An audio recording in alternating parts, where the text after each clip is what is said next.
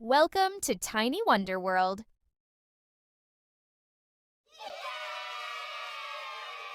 Once upon a time there were two sisters named Mangita and Lina who lived in a small cottage.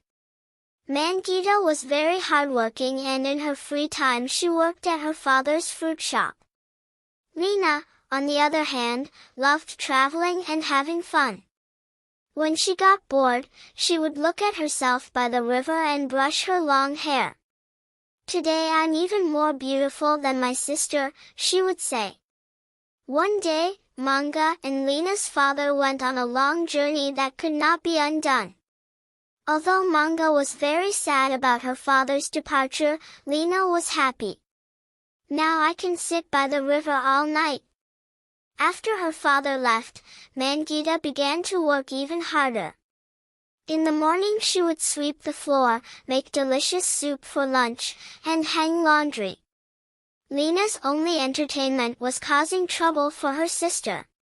She would dirty the carpets at home and pour ice-cold water into the cooked soup. "Why is the soup still cold? And why are these carpets dirty? I just cleaned them." "The animals you fed must have dirtied them," Lina replied. One day, Lina went out for a walk in the forest. She carelessly picked unripe fruits and threw them into the river. At that moment, an old woman walked slowly toward her. "Hello, dear girl, I am very hungry. Could you give me some fruit too?" Lina handed the old woman the wild strawberries she had just picked, which tasted terrible. "Auntie, you can eat as much as you want. These are the most delicious strawberries in the world." As soon as the old woman ate the strawberries, her stomach began to hurt. "Are these strawberries delicious?" "Ugh, still, thank you." As Lina was returning home, the old woman fell asleep right there. While Mangita was out in the forest gathering vegetables for dinner, she saw the sick old woman. She immediately brought her home and put her to bed. "What is this woman doing in our house? She smells awful." "Don't say that, Lina. The woman is very sick. We must feed her healthy food to help her recover." Mangita prepared hot soups and made herbal teas for the old woman. Lina secretly poured out the soups and put dirt into the herbal teas. "Lina, did you put dirt in this herbal tea? Tell me right now." "No, I didn't put it. The old woman did." In a few days, the old woman had recovered. "You're a kind-hearted girl, Manga. If you ever get sick, eat these blueberries every day. You will recover right away." After a long time of doing all the chores by herself, Mangita became very tired and finally fell sick and went to bed.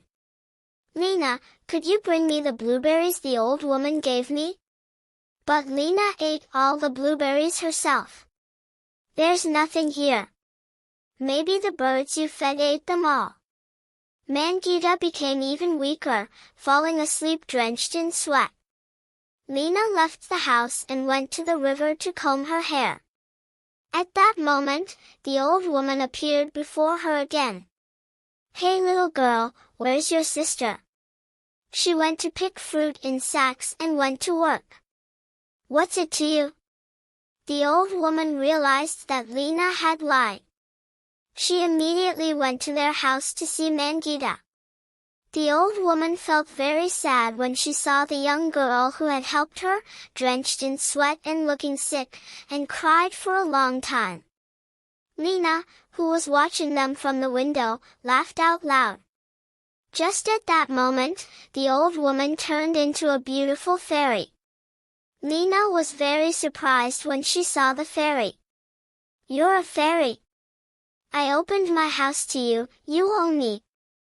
Let me have the most beautiful hair in the world. Quickly use magic and grant my wish." Actually, when the fairy first saw Lina, she turned into an old woman to see if she was a good person.